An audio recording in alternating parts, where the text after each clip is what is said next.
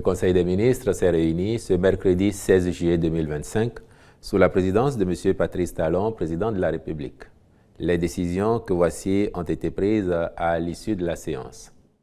Au chapitre des mesures normatives, décret portant sur les attributions, l'organisation, le fonctionnement et le régime électoral de l'Ordre national des pharmaciens, de l'Ordre national des médecins et de l'Ordre national des chirurgiens dentistes.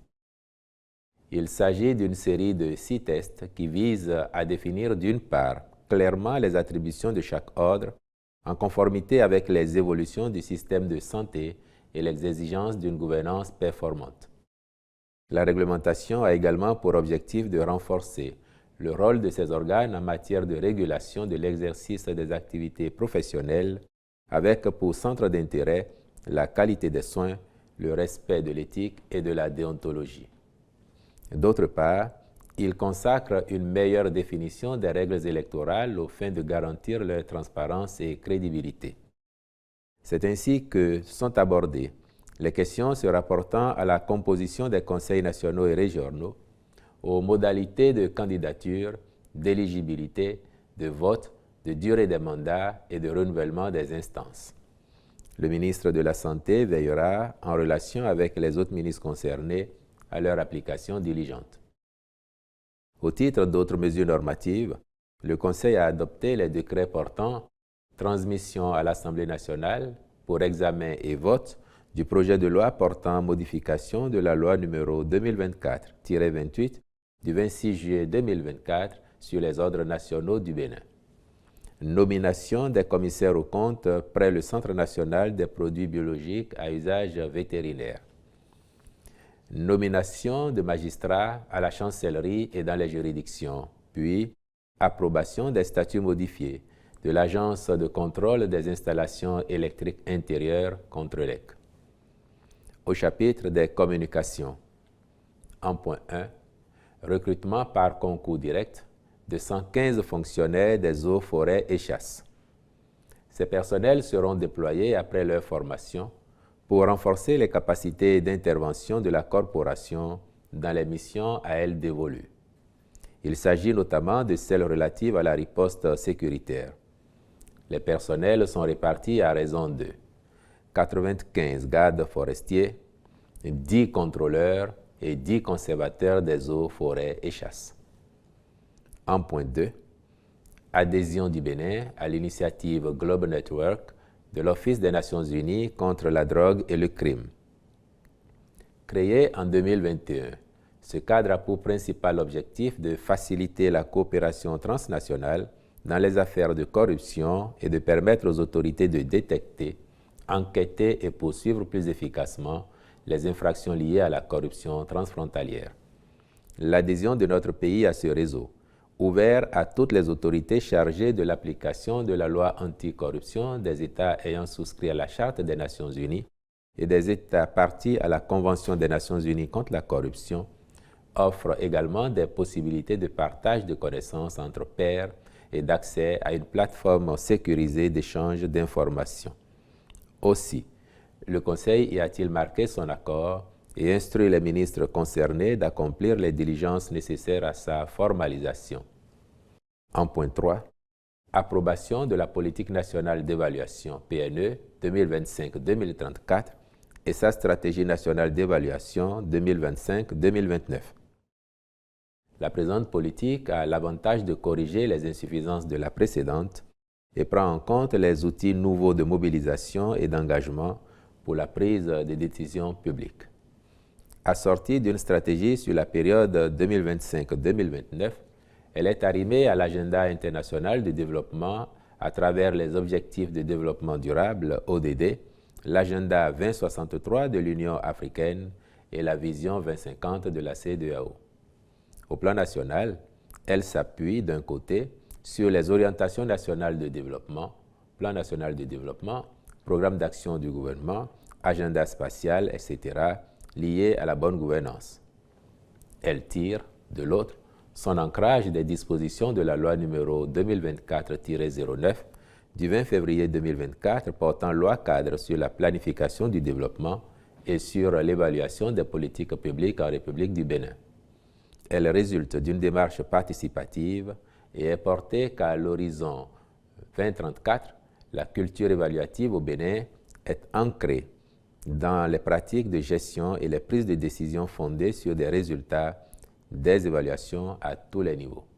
Pour ce faire, la dite politique est déclinée en orientation stratégique et en programme, puis fera l'objet d'évaluation par un mécanisme dédié.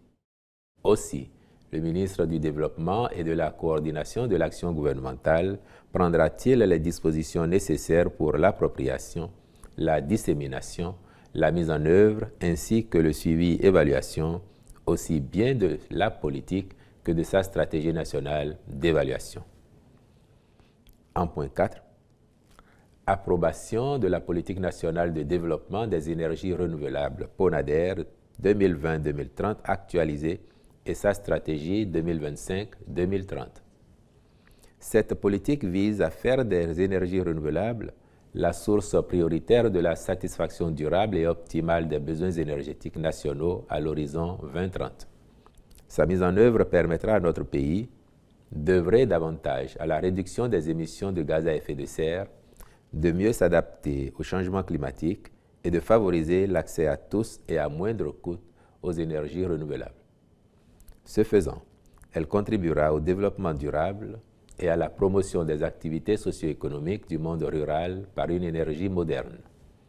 La PONADER servira ainsi de cadre de référence d'élaboration et d'exécution des projets et programmes d'énergie renouvelable dans notre pays. Elle traduit la volonté du gouvernement d'orienter et de coordonner toutes les interventions dans le sous-secteur, tant des acteurs publics, parapublics que privés. Pour en assurer l'efficacité, elle est dotée d'une stratégie de mise en œuvre sur la période 2025-2030 destinée à induire des résultats positifs pour en favoriser l'évaluation. En point 5, approbation de la politique nationale de maîtrise d'énergie PONAME 2020-2030 actualisée et sa stratégie 2025-2030.